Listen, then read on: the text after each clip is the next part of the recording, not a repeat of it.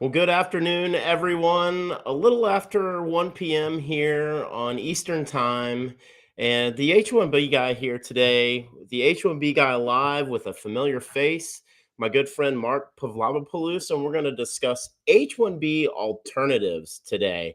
It's a question that I get a lot. Hey, my H1B is potentially going to be denied. I'm not picked up in the H1B lottery.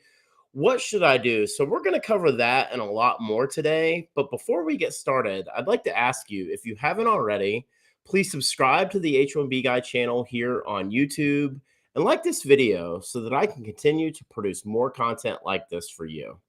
I also wanted to mention the H1B Guy offers a variety of consulting services. I help businesses and individuals solve complex work authorization issues in the recruitment process while bringing awareness to employment based immigration benefits. If I can help you, please reach out. I'd love to hear how. Today's live stream is brought to you exclusively by Syndesus and Path to Canada, the ideal plan B for high skilled immigrants currently located in the US whose status may be uncertain. If you're facing an H1B denial or OPT expiration, don't get caught off guard. Make sure you have a plan B, and Syndesus and Path to Canada are your answers. Would also like to thank our sponsors, PERM-ads.com, as well as Mob Squad. So, Marc, welcome back in here this afternoon. Really glad to have you join us. I think you were last on. It was towards the end of April. Right after the lottery had concluded and a lot of the numbers had come out, and this is, I think by my count, the fifth time now that we've had you here on the channel and on the platform. So again, like I said to the audience, very familiar face, and excited to have you join me here today. Thanks for having me on again. Whether we're meeting in person in Atlanta or being on the H1B Guy, I always appreciate the discussion. You have a lot of knowledge to share, and this is always a good opportunity to engage your listeners and let them know, look, U.S. immigration's tough. Here's other angles. Here's other strategies. Happy to help. Absolutely. And glad to have your expertise on. As I mentioned, we're going to talk about H1B alternatives. But I think before we get into that, again, you last being on in April, I think it's worth mentioning. July 31st, USCIS selected an additional 77,600 registrations for the fiscal year 2024 H1B cap. Combined with the first selection, nearly 190,000 selections out of 750,000 registrations over really two lotteries, if we want to call it that. And as I mentioned in the intro, really a consistent question that I get is, what are the H1B alternatives for the hundreds of thousands of individuals that weren't selected or maybe going out of status here in the U.S. And so, previously I've had my friend Danielle Goldman on from Open Avenues, and they provide what we call an H1B cap exempt path. That's something that we'll continue to talk about more here on the platform. And another option is building your EB1 profile. So that's your EB1A, EB1B, EB1C. I've talked a good bit about EB1C here previously as well on the platform. And last but not least, relocating your current U.S. tech job or IT role, specialty occupation, to Canada. And I think it's an option. While we've talked about it a good bit here on this platform, folks still come to me, Marc, and say, what is this GTS that I'm hearing about? What kind of path does that provide for me if I'm looking to go to Canada? So my first question to you, just so everyone's on the same page, is, what is a PEO and what is GTS? Two acronyms that are very specific to Canadian immigration for high-tech employees. Good points. And thanks for bringing up, I like how you put it. There are alternatives. Open Avenues does good work. The EBVs, there are different angles. People should, I think if we could get all of us together, and have some kind of a discussion of here's all the different ways to go to each, but you categorized them well. H1B alternatives. So quick, and you're right, there's two things. What is a Canadian PEO or EOR, which stands for Professional Employment Organization or Employer of Record? That's the first step before you talk about immigration. And why you put them both out there, because a Canadian company has to sponsor a Canadian work visa. So before you can talk about the work visa, you got to be like, well, who's going to sponsor it? Because an individual, just like in the US, can't do it. You got to have a company involved. So first off, yes, let's call it PEO/EOR.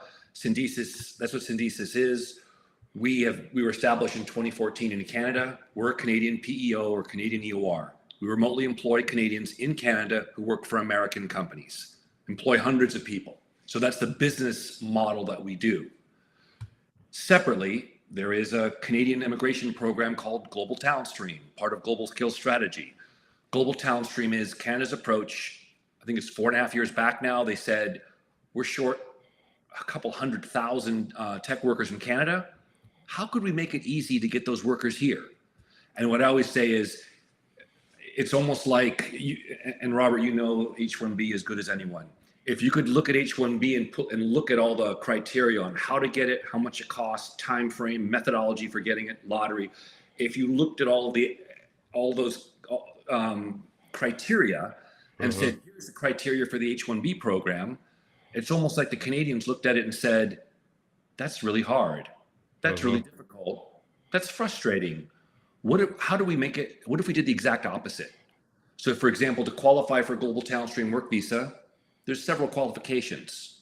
One, application for a tech job in Canada from a Canadian company. Number two, it's a tech job. You're coding, you're managing people who code, you're a data scientist, anything around tech, it's a very broad definition, will qualify. Then next, you should have a tech degree. If not a tech degree, several years of work experience in the field that you're applying for the role in. Next, Canadian salary of 86,000. Every software in North America makes more than that. Right. That's simple. So they're like, there's our work visa program. During COVID, it might have taken 3 or 4 months to get approval. Now it's down to 60 days, sometimes less. And when you get it, there is no lottery. It's merit. My understanding, we've moved dozens and dozens and dozens and dozens of people to Canada. 99% approval rate. So if you compare them, to answer your question, Syndesus is a Canadian employer of record. There's Global Talent Stream. We as a Canadian government company have permission from the Canadian government to use Global Talent Stream to bring workers into Canada every year. So we basically are combining the two, saying, we bring you in, we handle your employment in Canada because it's complicated, and then you basically keep your US job. So those are we'll get to that, but those are the two different definitions of the areas we cover. So Syndesus Path Canada serves as the Canadian company offering employment. And that's what provides kind of that step one. You mentioned the criteria: must have a job offer for a Canadian company working in Canada. The thing that you mentioned that I don't know if I remember us covering or not, and that's the compensation requirement. So 86,000, is that US dollars or Canadian dollars? How is that? Canadian dollars, and that is the absolute minimum. I don't ever see because, and I'll definitely differentiate that. So Syndesus exists. What our benefit to your audience is, you got a US job, third try, didn't make it. There's a few other scenarios we'll talk through. Then our basic idea is, in 60 days before your OPT expires, let's pop you across the border, take your laptop with you, same job, same title, same US boss, same time zone, same team, same salary. Everything stays the same, except now you're in Vancouver or Calgary or wherever you choose to live in Canada, but you're working for your same US boss. You're remote like you were. You were remote in Oakland, you were remote in LA or Santa Monica, now you're remote in Vancouver. So we're basically taking care of all of that, getting you up to Canada, and then you keep doing your same job. Interesting. The other thing you mentioned was 60 days on the processing time, and I think you're being a little conservative. I've seen, I think over the last couple of months, and some of the cases that I'm aware of, it's probably a little closer to 6 weeks in terms of a lot of what I've been hearing. And I know that was something that was a pretty significant emphasis earlier in the year when some of the immigration plans for Canada were rolled out, was really working very closely on reducing those processing times. But even so, if we're talking 6 weeks, you're in that 45-day mark, right? And I Yeah. think where the key to that, though, Mark, and this is something that I just wanted to emphasize is if you're somebody who has an H-1B denial or a failed extension or amendment, that window of time is 60 days to self-deport or leave the U.S. And so the timing of the GTS program and going through that process, it's very close, but it's also very doable. And so I think one of the things that I like to make sure we highlight is that the earlier you initiate the conversation with Syndesus, the easier it will be to mobilize if and when you realize that you're going to be impacted going forward, because that window can be really tight. That's a good point, because when the processing times were longer, we'd had U.S. companies waiting until literally they're in the 60-day window. And then what would happen is we're like, don't worry, this worker will go from U.S. to China, U.S. to Pakistan, U.S. to India. Then they're going into Canada. Adds a couple weeks, but don't worry, it's not drastically changing it. We always say it's easiest to go U.S. straight to Canada. So it's interesting you say earlier, because for the first time this year, we have a couple companies coming to us saying, look, we know the H-1B lottery is going to disappoint us. Let's get the contract in place with you guys. We'll try everything we can to do in the US, but if the US options don't work, you're lined up and we can quickly pull up, because it's going to happen. People use, some of the companies you work with, you use the lottery again and again. They know they're set up for a little level of disappointment, or a level of disappointment. So knowing a company like Syndesus, which says, look, we're just ready, it costs you to use the program until you, at that moment, be ready, be strategically ready for the disappointment. That's right. Like, have a plan B, right? That's, something we talk about a lot, is you've got to have a plan B, or in most cases over the last few years, because of the complexity of the H-1B program, because of the green card backlog, it's really become a plan 1B, right? Versus like a true plan B. It's like a plan 1B, right? Like we've talked about before. I think too, the other thing that you mentioned is engagement with the employer. And then, I guess if I'm somebody that is already on an H-1B, and maybe I'm mired in this green card backlog, where really wait times that continue to grow, really month over month, and we look at there's a lot of uncertainty kind of surrounding a month from now what the October visa bulletin is going to look like, potentially posted over the next couple of weeks, and what those advancements of the dates look like.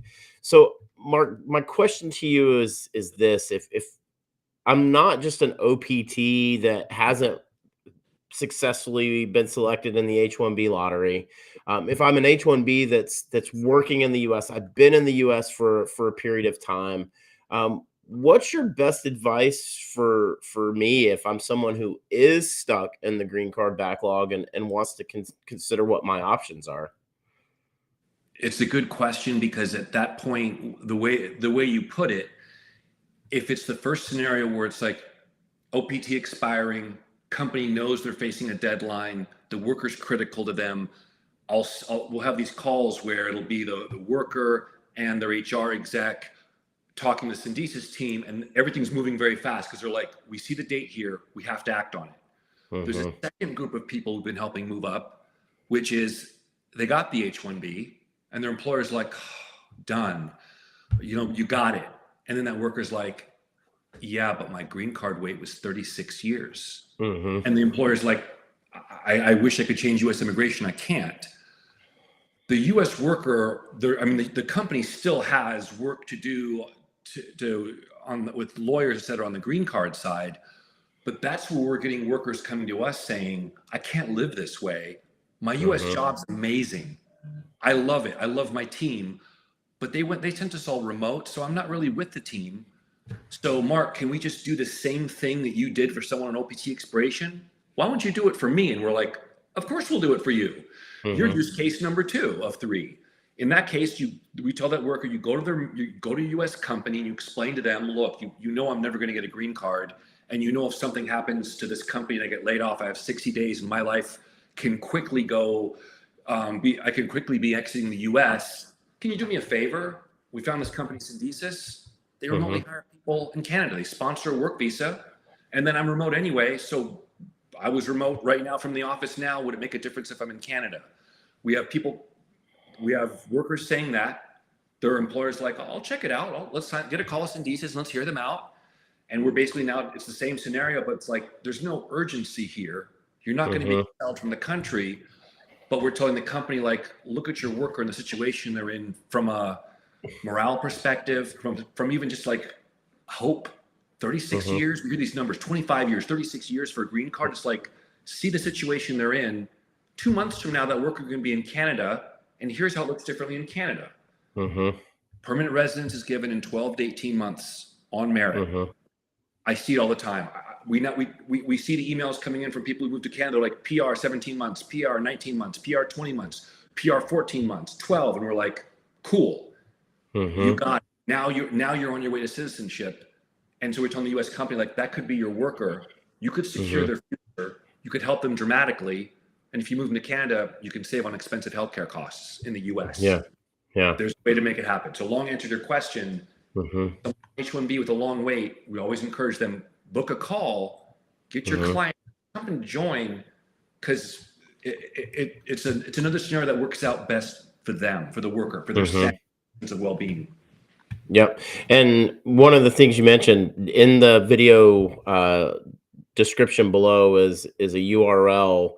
If you're looking to reach out to Syndesus and potentially set up a call with them, there is a link in the video description below to do so. So I'd ask you to please use that and let them know that you heard about Syndesus from the H1B guy. But you hit on something really big here, Mark, and that is utilizing Global Talent Stream to get into Canada as a full-time employee of a Canadian company, and the value that has as we look at the overall express entry and merit associated with the path to permanent residency in Canada.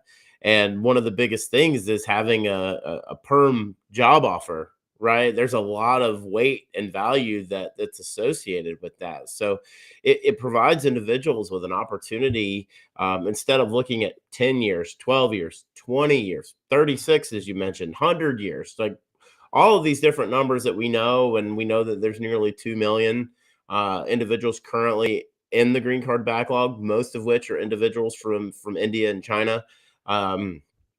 It provides a path to permanent residency in Canada. Yes, it's not the US, but the time frame is potentially 24 months or less. Yeah, it's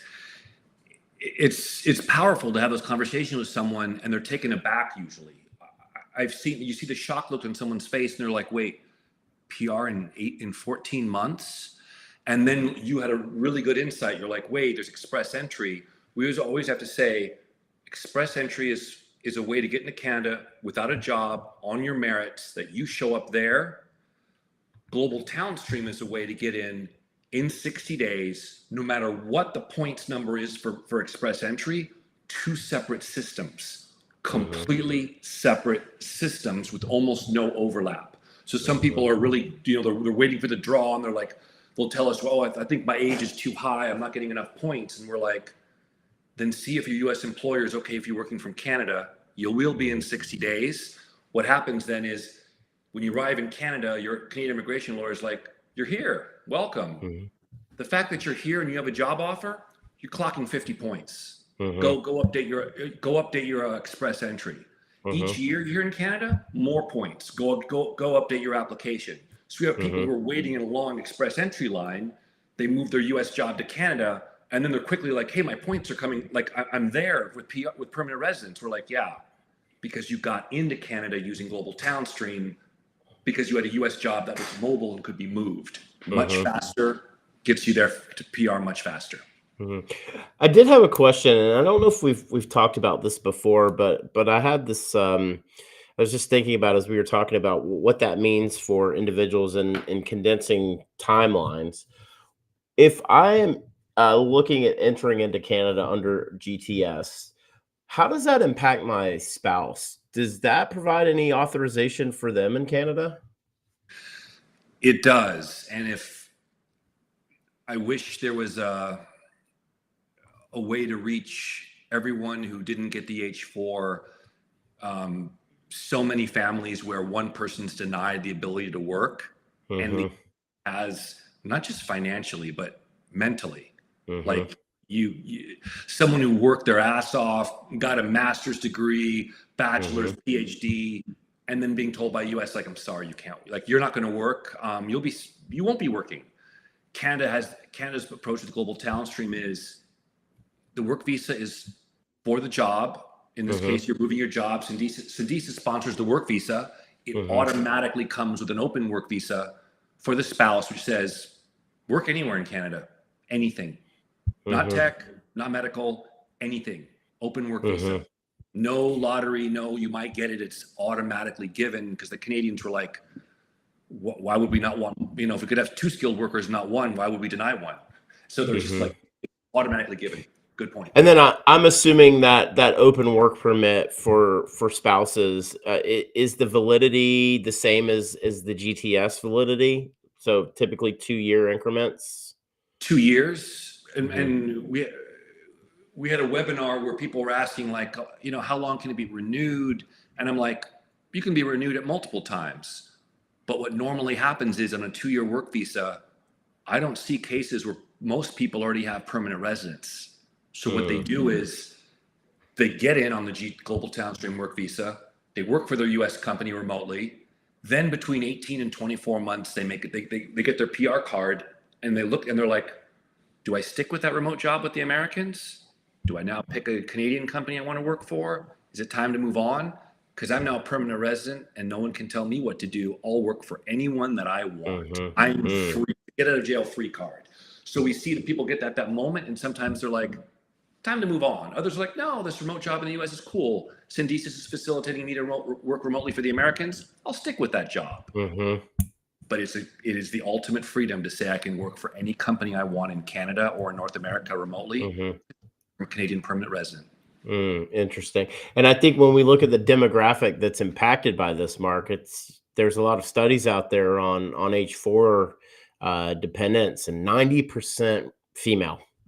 And so when you look at, you kind of mentioned the career and the mental aspect, something that I covered a lot in 2020 and 2021 was the H4 EAD and those renewals and how they were expiring because of the processing backlogs. But to know that that's tied directly to the GTS and is an open work permit for validity for 2 years with extendable options, I think it allows for families to search and look for that dual income, which is something a lot of immigrant families do look for when they come to the U.S. They're looking to maximize their careers and do so through not only a job but through opportunity to get paid too. And so it's a very interesting aspect of the GTS. So in line with this open work permit, I think it would be healthy for us to have a discussion about the H1B open work permit. But before we do, I wanted to ask anyone who's out there, if you have a question for Mark, a question for me, please. We've got roughly about 20 minutes or so left. We'd love to take your questions and comments towards the end of our conversation today. So if you do have any, please post those in the chat. We'd love to get to those. If you haven't already, make sure to like this video and that you're subscribed to the H1B Guy channel here on YouTube. Joined here today live by my good friend Marc Pavlopoulos from Syndesus, and we're talking about H1B alternatives. One of the biggest questions I get asked a lot is like, hey, I failed the H1B lottery. I'm stuck in the green card backlog. What are my options? And a lot of times we talk about you're just going to have to suck it up if you want to stay in the U.S., but if you are truly open to other options, the services that Syndesus provide are valid, white glove service that gives individuals the opportunity to really have what I'd say a true white glove experience, not only for you as the individual, but also your employer here in the U.S. So, Mark, I wanted to turn to this H1B open work permit, or OWP, that Canada opened up on July 16th for applications. announcement, I believe, was put out about a month prior to that. And, while this may be viewed as potentially something that may not benefit your services, I think you and I both agree that there is a possibility of anyone who applied for the H-1B open work permit and is accepted, one of these 10,000 available spots. And from what I've heard, the number of applications far exceeded the availability. Demand was much higher than what the current availability was. But how can someone who maybe is selected for this H-1B open work permit utilize Syndesus' services, as well as your recruitment organization, which is Path to Canada, that also works with companies in Canada to identify resources from a recruitment perspective? Yeah, I can cover both those because you're right. There was a lot of press around it. The Canadians were very good about building some. I think a collision conference in Toronto. They posted they were going to do this and got a lot of press because they're basically like, oh, how does it work in the U.S.? You have an H-1B and you get laid off, 60 days to find another company, or you have to leave, or you're on H-1B and you have a long wait time. They looked at that and thought, there's easy pickings. Why don't we just put it out there? You come on to Canada, we'll put you in a database and get you, availability to work for a Canadian company. It's super smart. What I really wish they had done is up the number to 50 or 100,000. But like you said, oversubscribed, 10,000 was filled fast.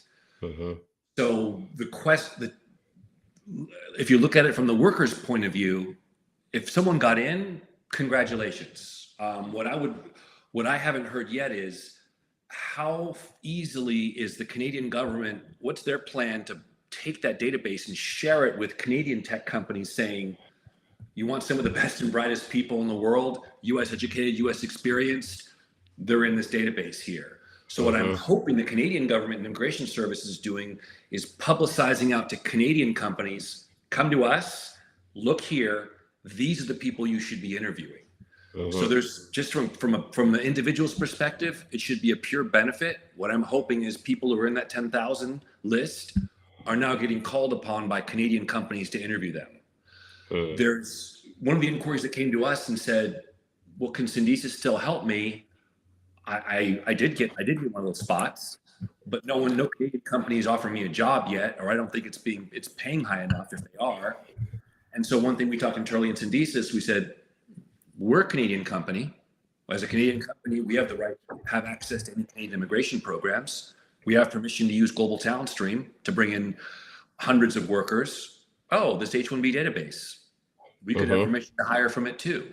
So we think there's a scenario where someone who got one of those 10,000 slots is sitting in the US still working for a US company, maybe has a massively long wait for a green card. We're like, how many people in there are thinking, could I just take my US job now and that cool salary I have? Since I'm one of the 10,000, can Syndesus just hire me in Canada and I'll just move LA or San Francisco to Vancouver or your hometown or Miami or DC? Can I just move on up to Toronto and take advantage of the 10,000? I'm in Canada, but I don't want to give up that US salary. We think that's one possibility of how we could help someone who got chosen, who has a cool US job, doesn't want to stay because of the green card wait, but looked at the salaries in Canada and said they were lower and was like, what can I do? Syndesus could help in that scenario. And I think what's really interesting about that, Mark, is not only now are we talking about GTS for Syndesus, it looks like, and the numbers aren't great. 10,000 is a blip on the radar, really. Like you said, wish it was 50,000 or 100,000.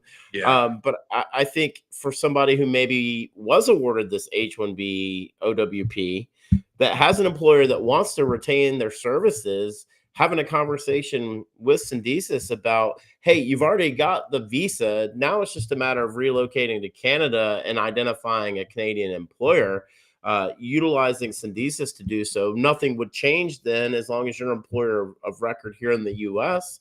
was open to you living and working in Canada via Syndesus. So I think it's a very interesting aspect. And honestly, it's utilizing the the capabilities that I think the Canadian government is providing to organizations like yours, right?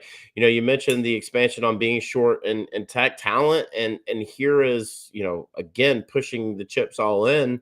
The war on tech talent is real and in the present. Uh, Canada's got skin in the game, and unfortunately, here in the U.S., we continue to make our high skilled immigration paths to the U.S. extremely complicated, extremely difficult to obtain and maintain. And I think this is something where we're not really seeing the immediate impact right now. But as someone who has spent my career in staffing, Mark, I can tell you that as we start to project out further and we look at some of the stats that talk about by the year 2030, 50% of the workforce is going to be Generation Z. Look, that's one of the things where we've got to realize that if I'm a high skilled immigrant looking to come to the U.S., there are other options for me outside of just the H-1B visa, which for really almost the last 30 years has been the primary mechanism for individuals who we're looking to come to the U.S. and obtain a work permit that in tech specifically, because that's what we talk about mainly here on this channel. So I wanted to ask you this question, Mark. If I am looking to initiate this conversation with my employer, right? I want to introduce Syndesus to my employer. I'm interested in relocating to Canada. My employer doesn't want to lose me because the cost of losing me and then recruiting and finding my replacement is more significant than it is to allow me to go and work remotely from Canada. How do I go about initiating that conversation with my employer?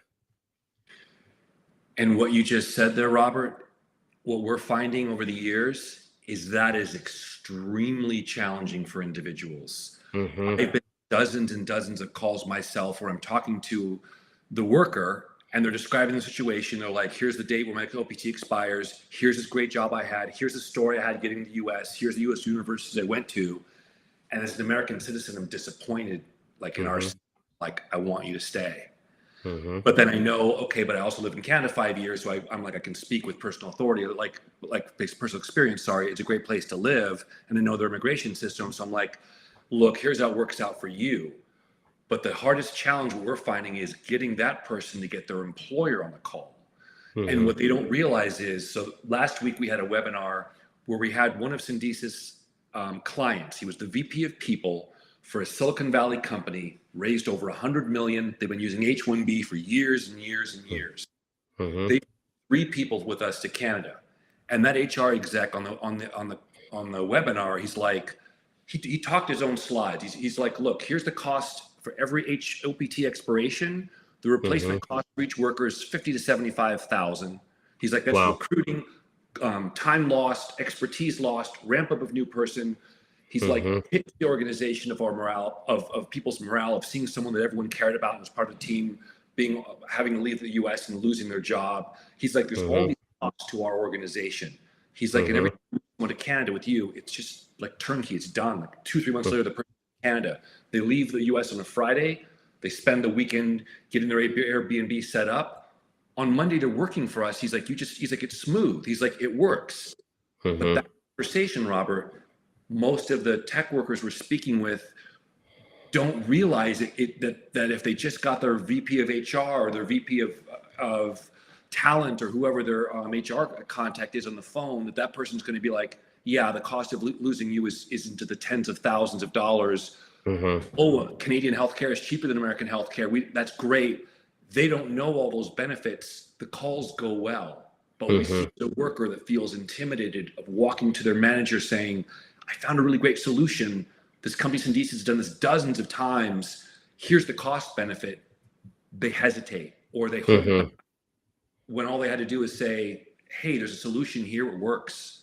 And it's to the financial benefit of the company. I wish there was an easier way to do it, but it is a challenge. Yeah, and I think a lot of that is just fear, kind of immigrants as a whole, fear of losing their job, potentially being deported. Like there is just that aspect of that conversation and that fear, and also fear of having my employer know that I'm considering my options at this point. And so Traditionally we've talked about either engaging with like a line manager here, but I think you hit on it, and that's utilizing internal HR to have those confidential conversations first. And potentially creating those introductions. Have the conversation with Syndesus. Understand if it's a legitimate path for you. And if it is, then utilizing them to create those introductions so that the conversations can be had at a higher level. Where if you're not comfortable in talking about the why from a Syndesus perspective, engaging, Mark and his team to do so on your behalf, I think is the one thing that is the biggest piece of advice I can give kind of throughout this entire process is don't be afraid to have the conversation. You're being proactive.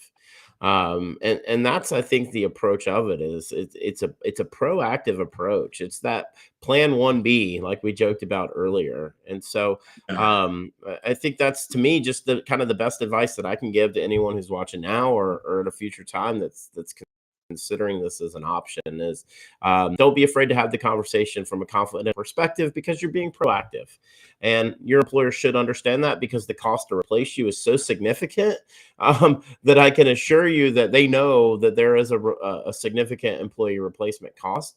And considering those other options, hopefully they'll see past that replacement cost as a motivator. Yeah. Sorry, one more comment I want to make there, Robert. That's something that happened different this year. Syndesus has a policy where we don't charge the worker. We just don't.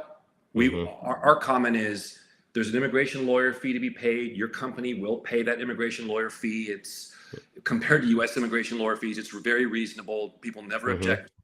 And then there's a cost for Syndesus service. Sometimes right there, the worker just stops and says, I can't even, I'm too nervous to even bring this to my employer. This year, a couple people approached us and said, yeah, I see your costs there, but this is my life. I'm going to leave the US permanently when my OPT expires, never to come back. I lose house, dream, job, friends, everything. Is there a way I can pay for this? Because the words we used were, this is my life. Yeah. And if my US employer isn't on board, what can you hear me out and say that I may want to take charge of this? And that my team members heard that and they're like, Mark, do you want to go and tell that person no? And I'm like, okay. I'm like, here's what you could do. In Canada, the worker could pay for the immigration lawyer. They are allowed to. Okay. They can't pay our fee, not allowed. But one worker's comment to us was, I have a US salary of US like 200,000. He's like, I can take it to 180. I'm fine. But if you're telling me in 60 days I'm in Canada and in 14 to 18 months I've got permanent resident and I'm a citizen in 4 years, I want that, and I can take a pay decrease. Can we do this for my benefit? How do you say no to something? Like, how do you say, no, we're not doing this? We're like, okay, well, let's talk to your US employer. If this works out, that here is a way to make this work where everyone wins. You are taking charge of your future. You will become a Canadian permanent resident. Those timelines will happen. And yes, you had your salary. We understand that's what you should be paid. But the other alternative was to be kicked out of the US. And so now when someone comes to us with that scenario, we're open to a conversation. It depends on the circumstances. But I just want to point that out. Yeah. Some people are so afraid of their employer writing a check, they don't realize to look at their salary or where they're at and realize there's some negotiating that could happen. Yeah, some sort of cost savings on the comp level that the employer would be paying to Syndesus versus what they're paying here in the US. And I think it was interesting, the point that you hit on, Mark, about the individual being able to pay the legal and filing fees. Are they able to do that from the US, I'm assuming? Because that's not something we've talked about before. So look, if your employer's on the fence, then it sounds like, Mark, that could be kind of the last resort of, hey, I'm willing to pay the legal and filing fees if you'll just allow me to relocate my job to work for Syndesus to Canada. It's an interesting angle that I don't think we've talked about before, because, speaking strictly here in the US, any legal filing fees for H1B visas is prohibited to be paid by the individual. premium processing, dependents. That's really it. There's some filings that can be paid for by the individual when we talk about I-140 and I-485, but from an H-1B perspective, that answer is no. So it's an interesting offering, Mark. Good point. In Canada, what we say is you, the worker, can pay for the Canadian immigration lawyer who will be doing the filing. What you can't pay is the $1,000 application fee for the work fees for the LMIA, and what you can't pay for is the $250 to $550 fee for the work permit, depending on if you're single, married, or family. Those Syndesus will pay for. We have to. We're the Canadian company sponsoring. You're right. Good distinction, Robert. There's certain things that we take on, but the cost of the immigration lawyer to do the work, the worker is allowed. So those are on a case-by-case basis. If we hear someone who is in a bad place saying those words, "This is my life." Okay, I get it. Yeah. So I'm gonna put you on the spot here. We didn't plan this one, but I'm always curious. Any recent success stories over the last couple of months that are top of mind for you? Individual that was here in the U.S. that you've helped get to Canada? I'm thinking of a few because in February I was up in Vancouver. I travel to Canada every couple months. I try and meet the people we move up to hear their stories personally. So one of the people we moved up during COVID, he's on the Syndesus website as a success story, Pranav. He joined and he basically, and with the team, he's like, look, he's like, I got permanent residence. I moved up here during COVID. It took a few months, like border was open, express entry was closed, border was open for global town stream. And he was sharing with everyone else of, I have PR. It's as you were told, 18 months. And he's like, that's what all the backlog. So you get to hear that personal story shared. And I think there's another angle, Robert, I want to share. Like we talked about 2 use cases. There's a third use case that's showing up more and more. And what I think this one is more driven by, it's sometimes the worker, but it's the company. So one of the people I met with, he's from mainland China. And he said, Mark, my company's down in California. They couldn't get me into the US. We found your solution. Vancouver is close enough. They just wanted me in time zone. And then I'm like, yeah, wait a minute. I said, that's interesting. You came from China and that was important for your company. We have another worker from India that their company did the same thing. They had an office in the US, development in India, but the company came to us and said, we want to start moving people to Canada. And I'm like, why? Why do you want to, I don't like, I said, India's lower. I said, your development team's lower cost. I'm like, yeah. And I'm like, why? And time zones. They're like, we need this. They said, this person is somebody who works with the team all the time. Toronto lines up with the New York team. We want them in DC team. We want them in time zone. So when I met her, she's like, it's great. Like the company came to me and said, you are one of our respected team members. We want to offer you the opportunity to move to Canada. And then I'm starting to hear that one more. So there's some of the founder companies in Silicon Valley I was talking with this summer. Their comment was, Mark, we're using the Canada option for our superstar engineers, the best of the best. Because if we leave them in an office in India, salaries are going up, they get poached away. But if we take that person and tell them, do you want Canadian PR and Canadian life? We can't get you in the US. Can't, I'm sorry. And now I'm hearing those stories and those people are saying, yeah, Mark, how could you turn that down? You know, we know the US isn't possible, but they offered us Canada with permanent residence in 12 to 18 months and citizenship in 4. We took it. So there's a new global immigration strategy we're seeing more of US companies saying, we understand the limitations of the US, but time zone matters, like you said. It does. Yeah, this is the whole global parking, right? And a lot of these digital nomad visas that we've seen out there in kind of Central and South America. It's this actual aspect of the time zone and the importance of it. All right, so Mark, in 60 seconds or less to put you on the spot here, what are you seeing for the rest of 2023 for Syndesus and Canadian immigration as a whole? We are getting the word out. Every single US employer that my team talks to is incredulous. They're like, no one ever told us we could move this worker to Canada. Our US immigration lawyer just said, I'm sorry, no more US options. So what we're looking for is, that's why I appreciate you having me on your program, is to get the word out of there is an alternative. You mentioned a couple others. this is one that works well at an individual level because you can see the Canadian permanent residency and citizenship is good. So for the rest of the year, it continues to be, get the word out. What we're going to do more of is you ask for success stories. And right now, exactly as you asked that question, Nicole, I was just on with my team. We're gathering these stories of people who moved, Americans who moved to Canada, people who moved from China, India, OPT expirations. We're gathering all those stories and they're going to be published on our website so people can look and say, that's me.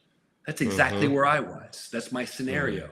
We haven't done a good job of that. We've got dozens of people who I've spoken with are like, Mark, I'll join you in a webinar. And I think what we should also do, Robert, is maybe on a future show, we'll have someone that would move to Canada join. I think you would suggest that because then people could ask questions of what's it like? How did it work out? What's your story? Happy to do that too. A testimonial, right? Like that real life tangible example. So I've shared my my affiliate link here. It's on the screen, Mark. It's also in the video description below. This is for individuals who are considering their options. If you'll go hit this link and you can register, fill out the form, and someone from Syndesus will absolutely be in touch.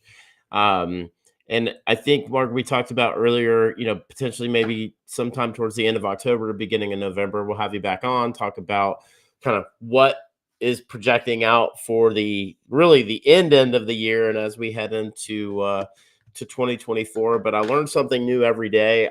The compensation thing, really interesting to me, 86K or above. The open work permit for spouses and GTS, another just huge benefit. But today we wanted to talk about H1B alternatives. Again, Mark's been on now the 5th time. I know we've talked about this a good bit, but I think there's always something new that we pick up and learn when Mark comes on, and your expertise in this space is just truly amazing. The work that you guys do at Syndesus and Path to Canada for recruitment is incredible as well. I know there's a lot more coming up on that in the future, and I look forward to us having those conversations.